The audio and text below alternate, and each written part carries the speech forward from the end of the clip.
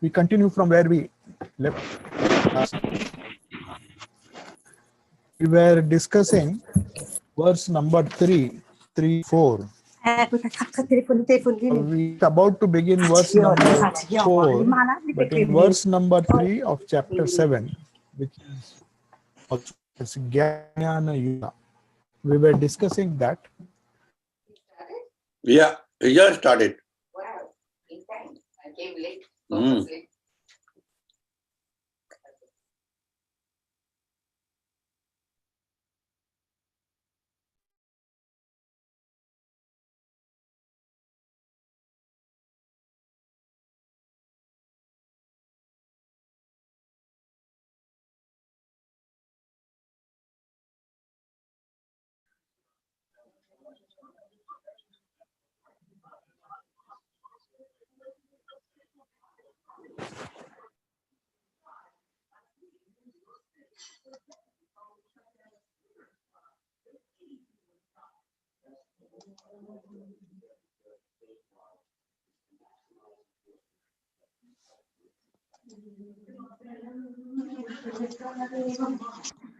I used to join this meeting. What happened?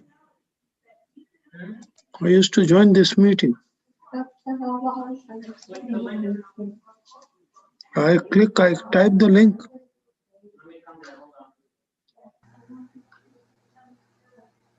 Can you hear me? Hello? Yes, Maharaj, we can hear you, Maharaj. Yes, Maharaj, pranams. Hello? I think now you can hear me. Suddenly, at your end, Yeah, suddenly I think something went wrong. Now it is okay. I can see all of you. Huh? Yeah.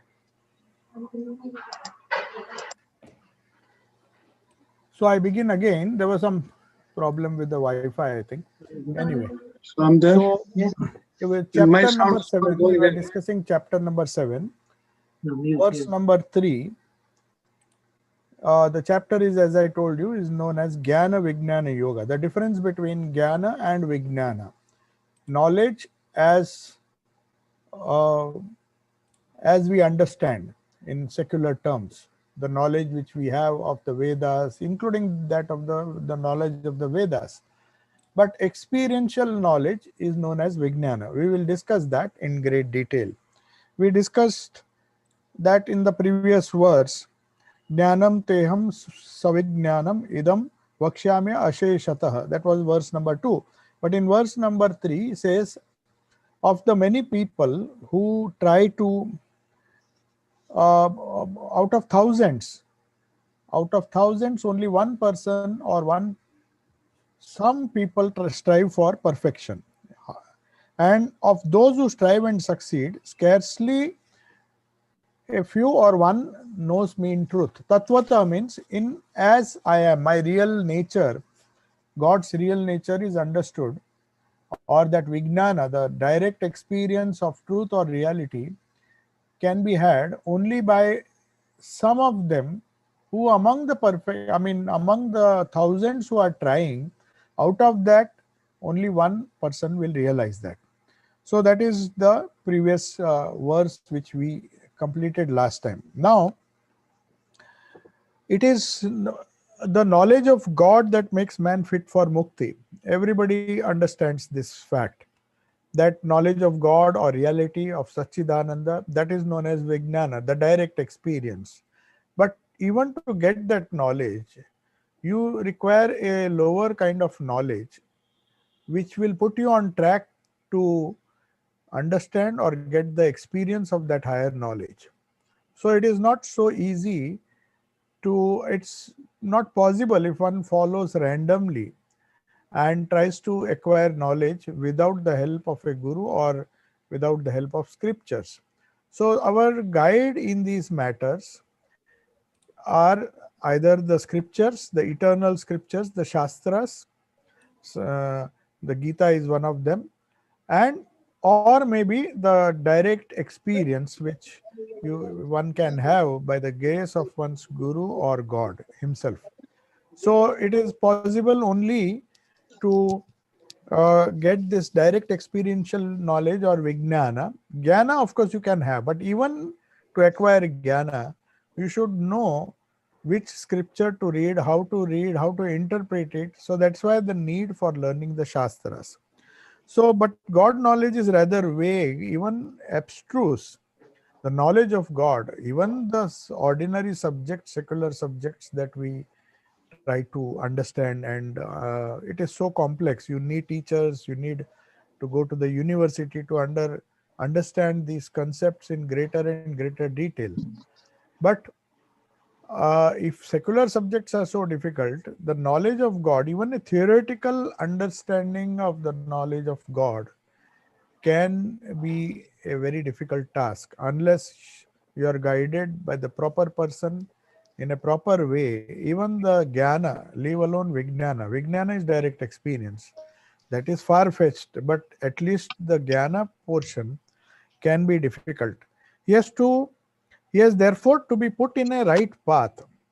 The purpose of having a teacher, by teacher I mean a guru, or even a teacher who teaches you the essence of Shastras, maybe that will lead you to a guru who can give you or perhaps lead you to the experiential knowledge of the Shastras. You have to follow a particular path. Paths can be many, but those paths should be time tested. They should be,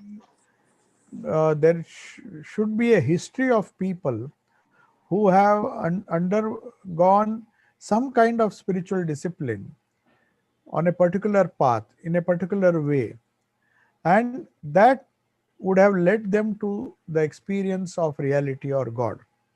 If that has happened in the past, or that has happened in many cases, then you know for sure that you are on the right path. That is the need, that is the only need we have for the lower knowledge or jnana, which you can get through these scriptures. That is what Sri Krishna is telling.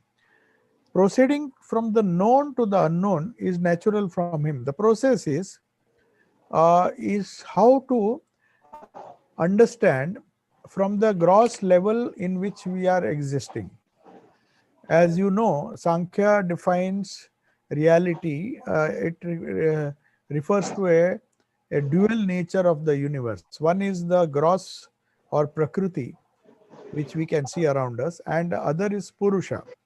So Purusha and Prakriti are defined. Prakriti is the things that we see around us, and Purusha is the goal which we have to attain, the pure consciousness which enables us to be the witness of the, which is the witness self. So, but still, when we have to negotiate Prakriti, we have to know the constituents of Prakriti. We have to know the gunas. There are three gunas. Vedanta, for example, gives lot of descriptions or lot of generalizations about Prakriti. You don't have to study Prakriti as you study physics, chemistry, and there are innumerable subjects. If you see, if you want to just explore nature, you will have a host of subjects. You have biology, you have physics, you have chemistry, you have the mathematics, and there are so many abstract subjects also. So if secular learning is so difficult, so spiritual learning is more subtle, being more subtle, is also extremely difficult. That's why all our Shastras, what they have done is they have tried to uh, generalize in a very brief way. They have given an outline of the structure of the universe. So that outline, if you see, uh, has been divide and explained in various ways. For example, there's one classification which divides this whole reality into Purusha and Prakriti. That is the Sankhya method. But there are within this there are these 24 principles, 24 tattvas, as they say. Even within the Sankhya, the explanation that Sankhya gives of the universe, there they divide it into further constituents. Or there is another division, as we see in the Upanishads, the Annamay Kosha or the Annamay Atma. They call the Kosha is also known as Atma, the self, the gross self, or the Annamay Atma. Then we have the Pranamay Atma, the life force, which animates the gross.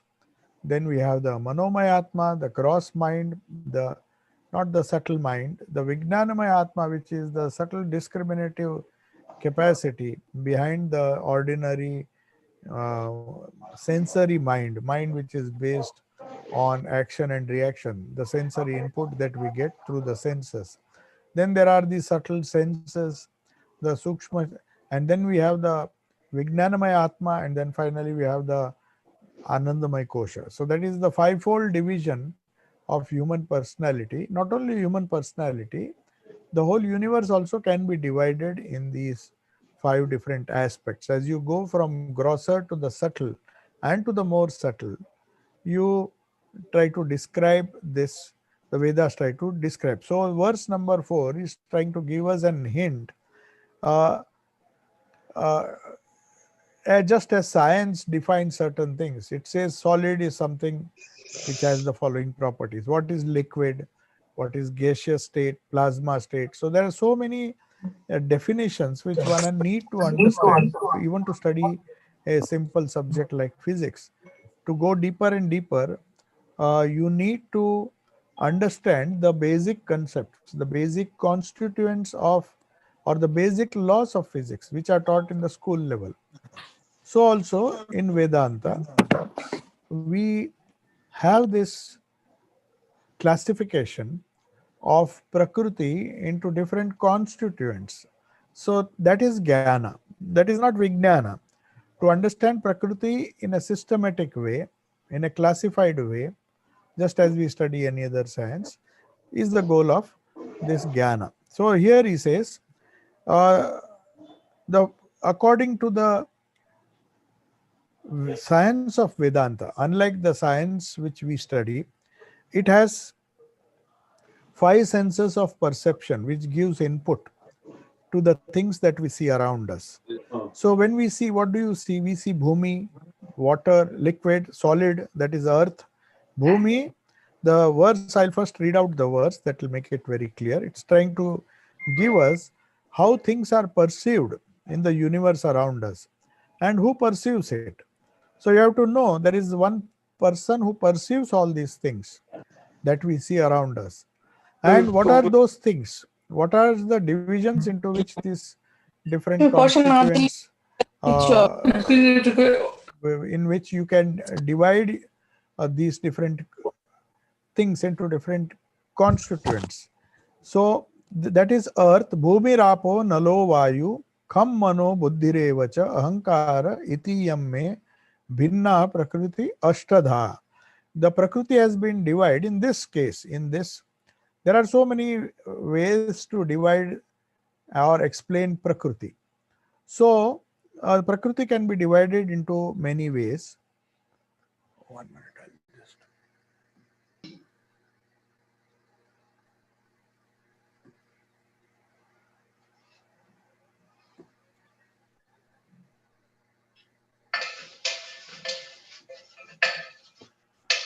So, the eightfold division into earth, water, fire, air, ether, mind, intellect, and ego. Bhumi is earth. That can be broadly classified into as a solid. If you want to understand it in the physical, in terms of physics, perhaps a nearest equivalent would be to classify these things into solid, liquid. Liquid is water. So we see these elements, the eightfold division of Prakriti, the nature that we see around us, has been divided in a way that we understand that classification, and then the permutations and combinations is what the physical universe that we see around us, and that includes the mind also. So earth, water, fire, bhumi, apo means water, apaha is water, analaha is fire, the earth, water, fire, air, vayu, kham, kham is ether. Ether is space, or maybe the space that you see, the gaseous substance, or you may say the space or the vacuum that you see around. Ether is a fine, it's the basic substance from which all the matter has been created. So For lack of a better word, the only translation we can give is come is ether, the empty space that you see. Mind, then manaha, mano buddhi revacha. Intellect is the buddhi. Buddhi, there is this subtle distinction between the mind and the buddhi. So you have on one side mind. This classification is very important to understand. When we say mind, it is not one mind. It is made of several layers. The subtle mind and the gross mind. The gross mind is the mind which reacts and interacts or reacts with the universe through the sense organs. The five sense organs of perception give you certain inputs and the mind reacts. So the reactionary mind is known as the gross mind, manas. But the discriminatory mind, the mind which discriminates between or interprets the knowledge that you get through the senses, classifies it, logically analyzes it.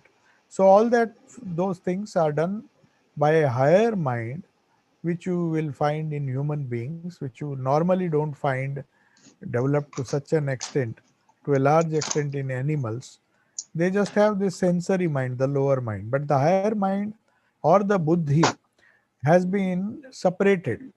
So that's why when you talk of spiritual progress, when you talk of spiritual understanding, we pray to the Lord or we make an effort to enlighten our buddhi, not just the mind. So the mind, when it gets enlightened, when it starts discriminating between the real and the unreal and all these things, between gross and the subtle, when it can logically try to understand certain things which are not ordinarily perceivable by the senses. So to understand that those things by inference, by all the different ways of perception, you come to this so-called Vijnanamay Kosha or the Buddhi. The Buddhi is the where when you touch the Vijnanamay Kosha level, the Buddhi becomes active. So this Mano Buddhi Revacha, Ahankara Iti Yamme and egoism. Because behind even the Buddhi, this sense of doership that I am doing, I am thinking, I am doing this, I am seeing. So that feeling of you seeing some things, you don't see, somebody else is seeing. Others may or may not see the same thing. But what really concerns you is what you see. Another person who may be colorblind may be seeing something else. But without your ego, the seeing is not the same. If the seeing and the understanding of that buddhi, the buddhi may give you a decision, but what to do, how to react, that cannot take place unless the ego is not there. Otherwise, you will just have a perception, but there is no reaction or no action. To have some action or to have some kind of reaction, you need an ego. So ego is also a part of the mind itself. It's part of the higher mind. So we have the ordinary lower mind, which just processes the input that you get through the senses. The discriminatory mind or buddhi, which is the higher mind, which decides what to process, how to process, and what to do of the processed knowledge. If there is a fire, then you know what to do. You have to just douse it, otherwise it will start burning. So that is the function of the discriminatory mind. It won't just analyze and leave it. It will go a step further and try to find out. If there is fire, then there is a danger that it will catch, it will burn many things. So you take water and then douse it. So that discriminatory mind is the ego, the egoism, which is a still higher aspect of the mind, or maybe another aspect of the mind, uses the buddhi and directs it towards certain actions. Buddhi may give you a decision, but whether you should act upon it or not, so that the ego determines whether you act or whether you react, do anything. It is the unless the ego is there. So egoless person who is absolutely devoid of any ego, he doesn't have the sense of agency, the sense of doership, that I am doing this.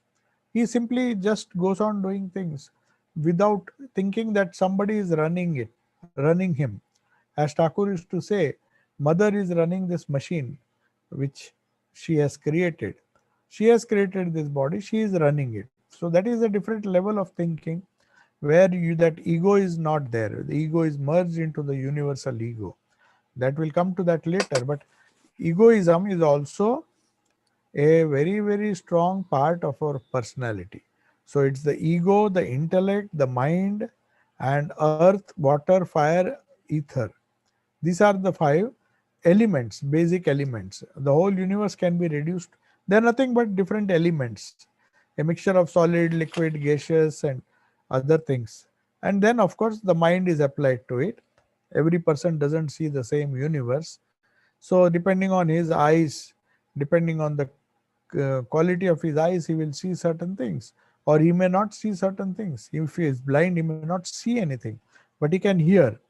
The other senses can function. So the way the senses function and the way you react to it, all these things are necessary: earth, water, fire, ether, mind, intellect, and finally ego. So it's the ego which finally decides what you should do or what you should not do, and put it into practice. Now the skin all over now here, each of this organs, why these five elements have been singled out: bhumi, rapo, analaha, kham, manaha. So bhumi, earth, water, fire, air, and ether. So these are the five elements, pancha tattva. They correspond to the five senses. There is something which is very significant here. Each one, our scriptures say that each of these elements, earth, earth means solids, water, that is liquid, fire, that is, you may say it's a plasma or something, burning state, and ether, which can be compared to the gaseous state. These are approximations. This is not the exact element, because what we mean by gaseous state, physical, liquid state, plasma state. So there are so many things which uh, which physics has classified the elements into. We are not going into that. Here it is a very basic classification which has been done to denote certain aspects of your mind, certain aspects of your personality, your mind including the senses. So the ear perceives the sound which is characteristic of ether. Now sound requires some kind of medium to be transmitted. So that is the medium. It can of course pass through earth also, but normally it goes unimpeded when it is in ether. So the classification has been done according to that. The ear perceives the sound. The ear is the organ for the sound, and also is characteristics of akasha or ether. The skin all over the body is endowed with the sense of touch, which is peculiar to air. So when you say taste, maybe the tongue is useful. You can't taste food with your hand. But the whole skin all over the body, the whole skin which covers the entire body, can feel vayu, feel air, feel the breeze. You don't use eyes to feel the breeze. Your entire skin, wherever it is, the whole skin can feel the vayu. It can feel the breeze. So vayu or air, that is one way. Skin all over the body is endowed with the sense of touch, which is peculiar to air. So sparsha, the touch, one of the senses is sparsha. So sparsha means touch. So touch is characteristic of the skin. Skin has the ability, any part of the skin, if you use, it may be the skin of the leg, it may be the skin of the sole of the feet, or the palm, or any skin. The moment any object comes in contact, you feel the touch. So touch is connected with air, and also it is connected with the vayu, or that is the air, and it is also connected to the sense that is known as skin. We have the ear, the skin, Then the eye cognizes forms revealed by light or fire. Fire is something which you have to see. Of course, you can feel it also, but at the same time, the characteristic of fire which has been described is that fire is something, the blazing fire is something which you can see. So the eye cognizes the form revealed by light or fire. So fire here has been compared to light. Any luminous thing which illumines, which sends the particles into the eye, and you can, an image is formed in the retina, on your retina or the eye. The eye gives the input. So for that you require light or you require fire. Fire is significant of light also. It's not just the burning power of the fire which is meant here. The illuminating factor, something that creates a kind of illumination. It can be any fire. It can be oil fire, or it can be a simple fire or electric fire. Fire can be due to any cause, but its nature is to reveal certain things, and the sense organ which is corresponding to this is the eye. Then the tongue experiences the taste of things dissolved in water. Now for the tongue, normally there is some saliva on the tongue. Without that, if it is a dry tongue, it's completely dry, then perhaps the taste buds cannot feel anything. So the food that we take, it takes some time to get mixed with the liquid or the water or the saliva or whatever it is. And when that happens, the the sense organ, that is the tongue, interprets the data. It knows whether the thing that you have eaten is hot or cold or sweet, or there are so many tongue centers, different parts of the tongue which they say can recognize uh, taste. But the taste is recognized only when it is mixed with saliva. That's why whenever you eat something, it has to be masticated. You get a proper taste only when it is crushed and it becomes one with the saliva, it becomes one with the liquid. So, but for the agency of water, nothing can be tasted. The nose contacts smell produced by the earth. So the earth is representative of the nose or the smell, the sense of smell. You have to have some kind of smoke or some kind of, the earth smells. There are so many things on the earth which have the distinct and different smells. So these five, the nose contacts the smell produced by the earth. The earth produces some smell. It can be pungent, it can be hot. Any object that you take has a particular smell associated with it.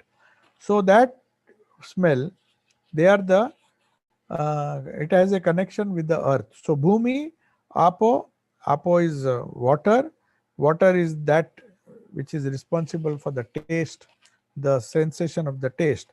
So all the revealers of the five elements of which this world is constituted. I mean, whatever you see in this world can be classified physically into Bhumi, Rapo, Nalo, Vayu, Kham, ether.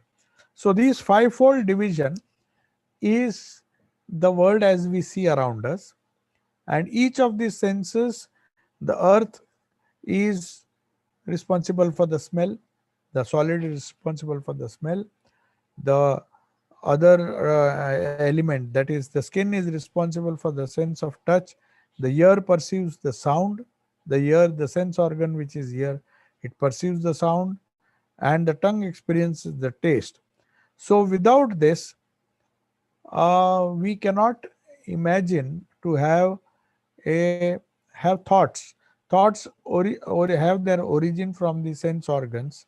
The experience that of sight, sound, taste, smell, and all these things which you see, the 8 factors, the 5 factors, plus the other 3, mana, buddhi, and ahankara. So the whole perception, the whole phenomena of perception, sakshatkara, happens if we have a full idea of what Bhumi is, Anala is, Vayu is, Apaha, that is water, and Ahankara, and then Ahankara and Buddhi. So buddhi and ahankara are not connected with the senses directly, but they can run the senses, they can run the mind, they can run anything that is lower than them, lower than it. So buddhi is considered to be a finer layer of personality than these sense organs. The sense organs just give us input. We may make a lot of fuss about our senses, that our eyes should be good, our sense of taste should be good, our skin should be sensitive. So we take so much care to uh, keep our Annamaya Kosha in good form. But the Annamaya Kosha are correspondingly connected by these earth, water, fire, ether, which is practically covers the whole universe. Anything that exists in this whole universe, you can somehow connect it to Akasha. Because Akasha is nothing but matter per se. If it's like matter, it's just matter. Earth. Then water represents some, it is also matter, but at the same time, that which has the capacity to flow and all those things. They are supposed to be controlling uh, the Bhumi Rapaha. Apa is water. So the tongue is controlling the tongue is taking the sensation and controlling the different tastes, the different objects that you eatables that you eat, and the whole idea of taste is controlled by the tongue. So similarly with the eye, the fire. So some of these, for all the five elements, which is bhumi, rapo, analo, that is fire, air, vayuhu, kham, manoha, buddhi. So these are the eightfold divisions into which Sankhya has conveniently divided this whole creation. The feeling of the faculty of feeling is designated as the mind. The intellect is that which is distinguishes the seed from the intellect, the buddhi. Now the mind just is impartial. The mind gives all these inputs, as I told you, the different organs which are there. They give the input. The mind does not discriminate. But what is good, what is bad, what is agreeable, what is disagreeable, they create. They are the function of a buddhi. But even after creating the impression or classifying impressions or substances or things or the things that we see around us, if we analyze that, we just see them, we just perceive them. But if you don't take a judgment or judge anything, then your mind is very rudimentary. But if the buddhi is awakened somehow, and the level of buddhi, then the buddhi overpowers the mind. The mind may get wonderful ideas, but it will try to interpret those ideas and motivate the people to do necessary action. So that is the function of the ego. That which creates the sense of agency is egoism, ahankara. That is the last one. That without which action is impossible. Because if you are convinced that that we don't need these perceptions, there is something subtle which is beyond perception, then you don't have this problem. But till then, till such time as you transcend this prakriti, you have to understand the eightfold prakriti. That's what the Gita says. Is elaborated. This eightfold prakriti is elaborated into 24 categories. We will not distinguish, go into a detail. We have discussed that when we discussed the gospel. The 24 categories where the pancha indriyas, jnanendriyas, karmendriyas, mana, buddhi, and all those things. So if we add, it comes to 21 categories. Instead of this classification into 8, which is a simplified classification of Prakriti, we can also go forward and according to the 24 tattvas or the 24 categories which has not been discussed in the Gita, though they have given the basis of Sankhya, and without going into more details, they just go into the practical side of yoga, which is the goal of Gita. Every Gita chapter ends with the yoga, and it's also an Upanishad. that which Upanishad means that which takes you beyond ignorance to knowledge. To get knowledge, we in an indirect way, that is the function of the Shastras, the Upanishad, the Jnana. But to get Vijnana, you have to first of all get Jnana, the lower knowledge, and then Aparavidya. Aparavidya and then Paravidya. Para means the higher knowledge. The higher knowledge or direct experience of reality, as opposed to the knowledge of Prakriti. Knowledge of Prakriti is what we do. All the secular knowledge comes under the purview of the Prakriti, knowledge of Prakriti. But the knowledge of Purusha, the idea of consciousness, if you somehow have stumbled upon or somebody has guided you to understand this concept of consciousness or Satchidananda, understand, not understand, but experience. Understand would be a narrow word. We can understand Prakriti, but to understand Purusha intellectually, it is not possible, because you have to give up these 8 categories, the Bhumi, Rapo, the eightfold Prakriti, and then take a jump and then become one with the consciousness. So even the ego has to go. Even the ego cannot be there. So the 24 categories, which is nothing but a more detailed classification of the eightfold, the principle of eightfold division of Prakriti, is what is meant here. Now, we come to the verse number 5. Apareyam ita apareyam ita tu anyam prakritim vidhi me param jiva bhutam mahabaho yayedam dharyate jagat. This is my lower Prakriti. Sri Krishna is telling, I have just told you what our lower Prakriti is. The description that I gave you is the lower Prakriti, the Prakriti which has been divided into 8 categories. But different from it, O mighty armed one, that is Mahabaho, Jiva Bhutam Mahabaho, Yayedam Dharyate Jagat. My higher Prakriti, this life element, by which the universe is dharyate means upheld, is the universe is whole universe is supported. That is my higher Prakriti. The Prakriti that we see is a lower Prakriti. Aparayamita stvanyam prakritim vidhi me param jiva bhutam mahabhavo yayedam dharyate jagat. Dharyate means it holds the whole world, the whole gross world, the different sense organs, the different reactions, the different attitudes, the minds, and also the all these elements, the eightfold division, everything comes under the purview of lower Prakriti. But he wants that, don't think that is the entire Prakriti. What you see is part of the whole. Nobody can claim that he knows the whole of Prakriti. But still, it can be divided and classified into this eightfold Prakriti. But other than that, Parama Prakriti or the higher Prakriti, Jiva Bhuta Mahabhavo Yedam Dharyate Jagat. But now he says, listen to my idea of higher Prakriti, because it's the higher Prakriti which is not manifest before it manifests and gives rise to this gross world. We have to understand this concept very well. The Prakriti itself creates the gross world, and then it motivates you, Prakriti itself. It's like removing one thorn by the other. So you use Prakriti again to destroy the Prakriti, and so that the light behind, the Purusha behind shines.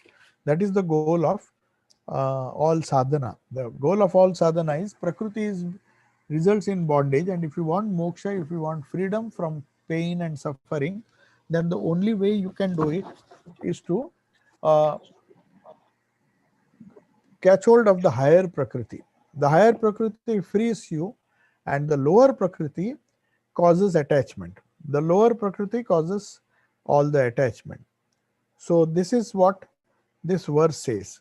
The life element by which this whole universe, not only me or the individual soul, the whole ego, the ego that is seeing this lower Prakriti, when it is, when the lower Prakriti is seen from the perspective of the higher Prakriti, Parama Prakriti. That's why when we say we worship the mother, what do we actually do? We hold on to the higher Prakriti. We don't want mother to solve our small silly problems. We don't ask her. We don't even seek. If you are a real devotee of mother, that is why when Abhedananji wrote that beautiful verse, Prakrutim Paramam Abhayam Varadam Nararupa Dharam Janatapa Haram. You are the remover of sufferings. Who is the remover of sufferings? The gross mother can remove your gross sufferings. If you are hungry, she can give you food.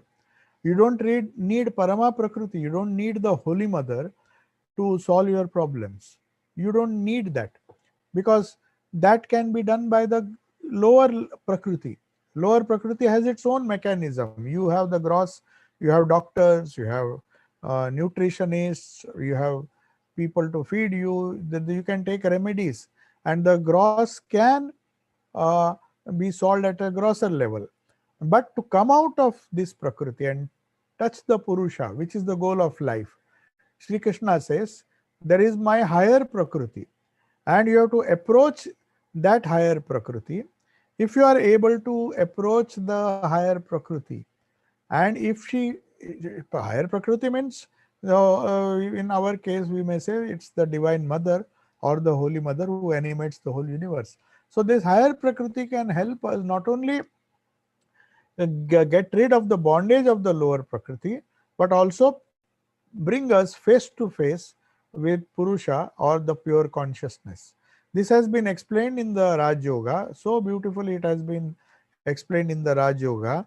It's Raj Yoga says Prakriti, the higher Prakriti is like the wonderful mother, which takes you by her hand through the lower Prakriti, through all the drama that we see around us.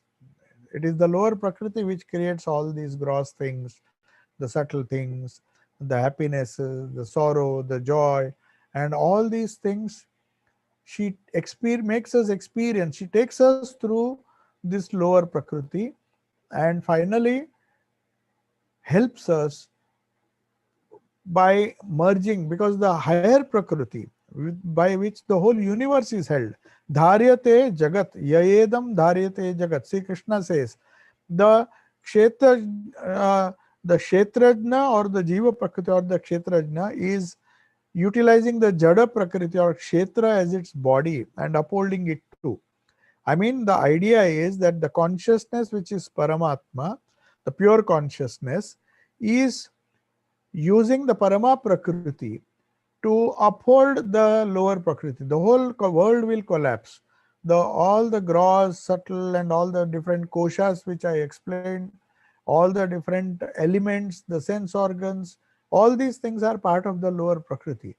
But without the Parama Prakriti or without my higher Prakriti, Sri Krishna says the whole cosmos, which is held together in harmony, such a beautiful harmony. When we see nature around us, we really wonder, and who has created this? Everything goes on with clockwork precision. The seasons come, the trees grow, the nutrition, they get nutrition. Nobody has designed this. No human intelligence can create these wonderful trees. They get their own nutrition, they have their own survival, they don't have to go to the doctor, they have their own self-correcting mechanism. Living in harmony with nature, we understand this particular idea, that Prakriti has an inbuilt mechanism, which is the higher Prakriti, which runs this. But for that, the whole world would collapse. So there is chaos, no doubt. There is a lot of chaos in the cosmos, but also there is order. Within the chaos, you can see the order also. You can see the beautiful order. It is because human being tampers with this harmony, it creates a sort of chaos. It is human beings, they artificially try to do tamper with Prakriti, and that is the result. But otherwise, you find Prakriti has its own harmony. There may be storms, there may be thunder, there is rain. Everything has been so scientifically, so methodically, so harmoniously uh, run by this lower prakriti. So here Sri Krishna is saying, this is my lower prakriti, but different from it, know, O mighty armed Arjuna, my higher prakriti, the life element by which this universe is upheld. So that Parama Prakriti, that higher Prakriti, gives the motive force for the lower Prakriti to function in the way it is doing now. So this is verse number 5. Now, so this verse, following this verse, we come to another verse, which shows what is the role of this Parama Prakriti. Now, the Gita is trying to still explain to us, it's not coming to the idea of Atman or Purusha. It just wants to tell us how this Prakriti functions and how can we utilize that knowledge, that jnana, not Vijnana. Vijnana will give you the experience of Purusha, but even a knowledge of Prakriti is necessary to get, to pass through the, to not to get or caught in the lower Prakriti. To free oneself from the lower Prakriti, we want the help of the higher Prakriti. That's why Sri Ramakrishna used to say, to realize God, you need the grace of Shakti. What does he mean? He just is trying to imply that if you worship the Divine Mother as the higher Prakriti, and if she is gracious to you, she can prevent you from being bound to the lower Prakriti, and that will enable you to get rid of the bondage and then attain your true self, the true place where you have the peace of having realized that eternal Atman, where there is only bliss, joy, where there is this kind of peace, joy, the contentment of a undisturbed life, undisturbed by the vagaries of Prakriti. The Prakriti is always non-eternal. So whatever is turbulent in life causes disturbance. Every person hankers to go back to the original state of pure consciousness. That is what we see in deep sleep state. Every day when there is so much turbulence, the body gets tired. And though it goes, it through ignorance, it simply wants to go and at least have some deep sleep for some time. It is tired of the gross Prakriti. So it wants to unite unconsciously with that Parama Prakriti, with that causal level, where there is no disturbance, the Anandamay Kosha, as it is termed. In Kosha form, if you see the different classification into these different koshas, the Annamay Kosha, Pranamay Kosha, the more subtle you go, you come to the Anandamay Kosha, the kosha where you are normally touching every day, consciously or mostly unconsciously, we go into sleep. If that is reached consciously, we call it samadhi, or you call it a realization. But unfortunately, we go out of ignorance, but even through ignorance, we feel a certain kind of joy when we come back from deep sleep. That is only because in that state of deep sleep, your Prakriti, which is chaotic, for the time being, you don't have physical disturbance, physical tension. All your senses are subdued for some time at least, unconsciously. All the senses which were making you restless become subdued. All the mental waves are subdued because I'm not talking of the dream state. In dream state, you are still turbulent. Though all your senses, the subtle senses and the mind are always creating some kind of turbulence. So that is also disturbing. So dream state is not something which is desirable. You have to go beyond dream into deep sleep. It is only when you go into the deep sleep, you get a glimpse of the higher Prakriti, where everything is calm, the substratum from where the dream state and the waking state have come. So the waking state is the most gross level. When you go to the Sukshma Jagat, the Sukshma level, then you have this dream state, the mental state where actual objects do not exist, only dream objects exist. The thoughts exist, the mind exists, everything exists. But when you go to deep sleep, you become only that ego, that feeling that I am in a very joyful state, that original state. But unfortunately, sleep doesn't give you that kind of illumination, because it is a Prakriti's natural tendency to go back to its higher state. So that is why Sri Krishna is telling, uh, now in the next verse, Sri Ram Krishna gives a wonderful example. We'll discuss that later.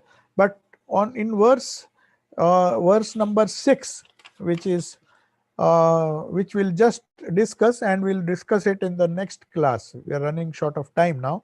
Etad yonini bhutani sarvani iti upadharaya aham krishnasya jagata prabhava pralayas tatha. Now Sri Krishna is saying, when he says that etad yonini, those of which these two prakritis are the womb. Now know that these two means the lower prakriti and the higher prakriti. So if people by mistake think that the higher prakriti gives rise to the lower prakriti and the whole drama of nature takes place in front of us, to prevent that idea from being understood wrongly, he says, note that these two are the womb of all beings. I am the origin and dissolution of the whole universe. Now I means here, it means Ishvara, who is the support and the destiny of his prakritis. The Ishvara uses his Maya. In Vedanta, another term is used for this prakriti. It is known as Maya. So they say this Maya is used, this prakriti, lower prakriti, is controlled by the higher prakriti, and the whole phenomena of creation is done by Ishvara, who is the causal, the Karana, Mahakarana as it is known. The Ishvara is, so this is the idea of Prakriti. Ishvara is controlling the lower Prakriti, the eightfold Prakriti as has been described, Bhumi, Rapo, Nalo in the previous verse. And the eightfold Prakriti has been controlled, is being controlled by the higher Prakriti, and both are in turn are originate from from the Ishvara. That's what he is saying. I am the origin and dissolution of the whole. So this life has its origin in the conjugation of the sentient and the insentient. You see the sentient universe, you see the insentient universe. The body bereft of life, if there is no life, it just becomes a corpse. It dissolves itself into different elements. So life without the instrument of the body becomes ineffective. Suppose you have life, but there is no body to express it, then also it becomes ineffective. The act of living ensues from the union of the sentient and the insentient, the kshetragna and the kshetra. That is the two prakritis, the commingling of these two prakritis, the conscious principle and the unconscious matter, is evident all over the universe. So this is what, likewise, Ishvara is the source. In this verse he says, Ishvara is the source, support and destiny of both the higher Prakriti and the lower Prakriti. So this is what this verse number 6. So I think we are coming with just 1 minute. So we will not start the 7th verse, which says, Matta parataram nanyat kinchid asti dhananjaya mai sarvamidam protam sutre manigana iva. There is nothing higher than me. Me means he is talking of the Supreme Self, that is the Brahman. There is nothing whatsoever higher than me. But these Prakritis are lower than me, and I control the whole universe with these two powers, the Sukshma Prakriti or the higher Prakriti, and the lower Prakriti together is controlled by me. O Dhananjaya, all this is strung on me as rows of gems on a string. Sutre Mani Gana Iva. All the different gems, a thread passes through all the gems and I control it. So don't think that the Prakriti is doing all these things randomly. It is being controlled by the Ishvara, just as, God or the Satchidananda or the conscious principle is like the thread which passes through all the sentient and insentient. See, even the living beings, You may think consciousness is in the living beings, but consciousness is above that. The consciousness is behind the conscious principle, the pure consciousness. To distinguish it from the consciousness as it is used in science, we talk of pure consciousness, that is Chit, Chaitanya, and the consciousness which is prana or the living force. So we say sentient human beings, insentient stone, wood or maybe some inanimate object, chemicals and all those things, earth and all those things. But sentient are the things which are living, which are growing, which has a life force behind it. So both sentient and insentient, they are not the consciousness. The consciousness is a principle which passes through both the sentient and the insentient. The Western idea is that consciousness means you have to be living. You can't say the stone is conscious. But according to Vedanta, even the stone is pervaded by this conscious principle which is known as Ishvara. That's why that Sufi mystic Jalaluddin Rumi has a beautiful verse uh, in Sufi. We have a verse which says, consciousness is static in a stone. So even Sufi, which has borrowed, the Sufi philosophy has borrowed a lot from Vedanta. The Sufi philosophy also admits that consciousness is there, but it is static in the stone. It is quivering in the trees. In the trees, it is not as active as it is in the animals or human beings. He says, the famous poet Jalaluddin Rumi, the famous Sufi poet, says, consciousness, I see consciousness everywhere.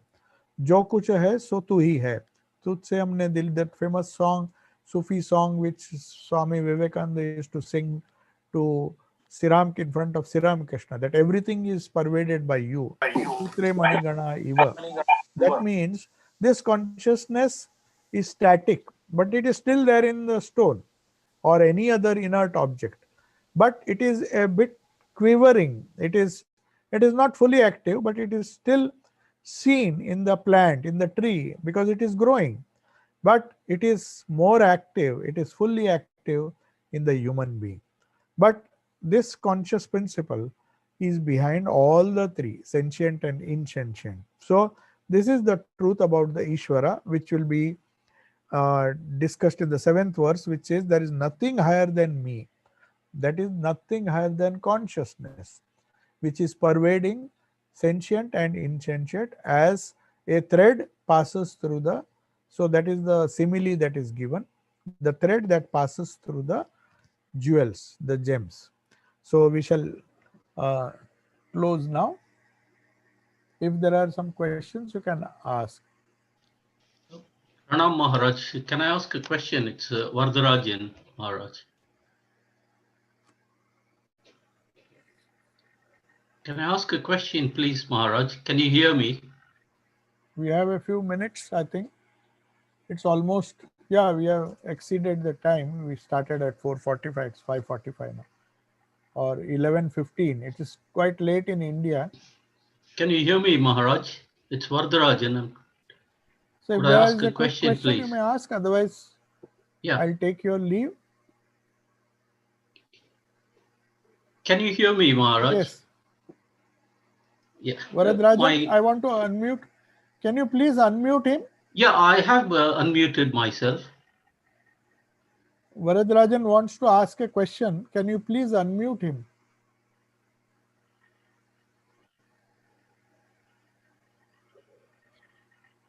Can you you hear not me? unmute yourself?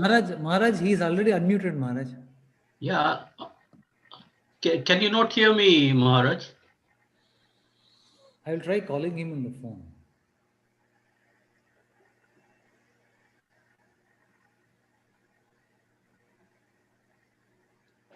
Can you not hear me, Maharaj? Please type a chat message so that he can see. Oh, Varadrajan, you can ask. Yeah. Okay. Can you? Right. Can you hear me, Maharaj? Yes, I can hear you now. Yes, Yeah. please. Right. It was about the ego when you were describing the Prakriti.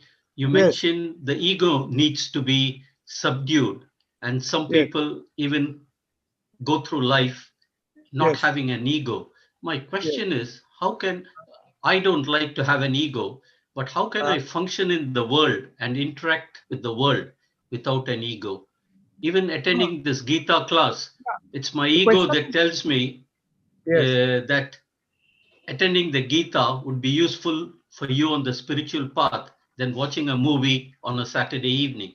So it's yes. so how can one function without the ego in the real world? No, one cannot function without an ego as long as one is in the world, as Sri Krishna said. That's the last thing that one can get rid of. And only in samadhi, only one realizes God, one becomes truly egoless. But Sri Krishna spoke of two egos. One is a ripe ego and the unripe ego. Pakami and Kachami in Bengali used to say. The ego that takes you away from the Parama Prakriti as the higher nature, as it is explained in Gita, is it takes you more towards the gross is harmful. But that ego which takes toward you towards as you are a devotee of God, or maybe as you are someone who is aspiring for liberation. So you have to have that ego. Otherwise, how will you function? Even to do sadhana, even to breathe, you need an ego. So as long as you are in this world, and Sri Krishna gave this example very clearly that he gave the example of a bullock, that the bullock says, hamba, hamba, means I. And only when the bullock dies, even there is so much no end to its suffering. It holds on to its ego. It is made to work in the fields, then it goes to the butcher, it is killed. But even then, the skin is used, and only when the intestine is removed. He just gives a very graphic example and says that when the intestine is used to make that carding machine, which is used to card the cotton, at that time it says tuhu tuhu, means not me, you. So that is how he says by devotion to the Lord.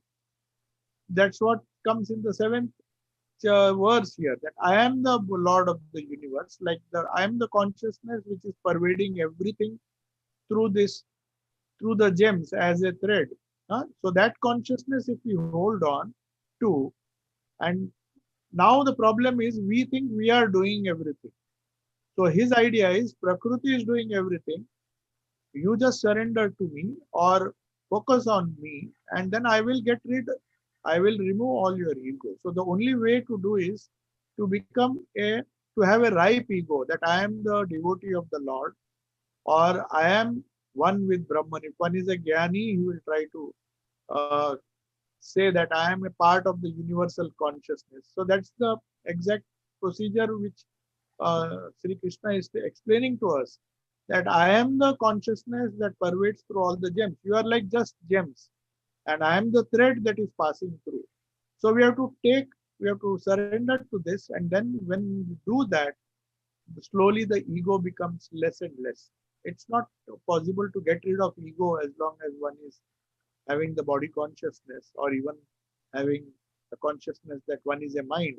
So as you go successively higher and higher towards the more subtle, then your ego becomes lesser and lesser. And once it merges in the universal consciousness, then the Prakriti, the ego is something which is a product of Prakriti, not the Purusha.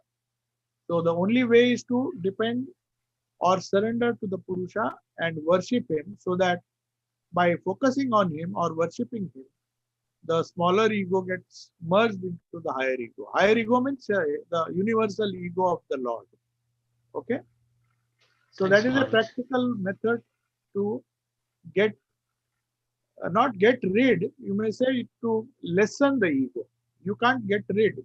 You have to replace the ego that takes you towards the gross by the ego which takes you towards that ego is not harmful. The ego that takes you towards the Lord, even that is an ego, but it's a better ego. So it's like removing one thorn with the other, and then finally throwing both the thorns. Okay? Thanks, Maharaj. So can we close the session? I'll just say the mantra. Om Vasudeva Satam Devam Kamsa Chanuramardanam Devaki Paramanandam Krishnam Vande Jagadgurum. Maharaj, can you please send me the recording of this? Yes, in a Maharaj. Google Drive? Certainly, I will do that, Maharaj. Recording? Yes, Maharaj. It Huh? is there in the YouTube. I will send you the link. Yeah. So you please send me the link because I would need it. Huh? Yes, Maharaj. I have not recorded it. I could not because we have not enabled the recording. So if you can just send me the link in a Google Drive, I Yes, can Maharaj. download it. Okay. Yes, Maharaj.